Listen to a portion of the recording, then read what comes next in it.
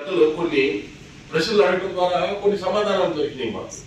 Tourism కి దాదాపు ఇక్కడ 10,000 ఎకరాలు ఏదైతే ఇక్కడ ప్రాజెక్టు చుట్టూతో ఉన్నటువంటి ఏరియాని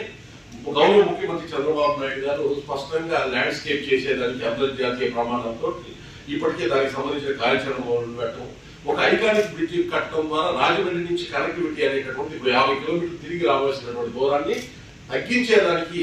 ఒక 2,500 కోట్లతో ఐకానిక్ బ్రిడ్జ్ కన్స్ట్రక్ట్ చేయటము. అలాగే బోటింగ్ కూడా ఒక సమస్య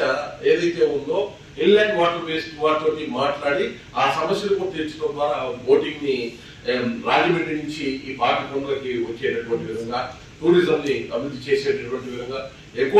ఎకో టూరిజం ని అలాగే హోటల్స్ రిసార్ట్స్ ని ఇక్కడ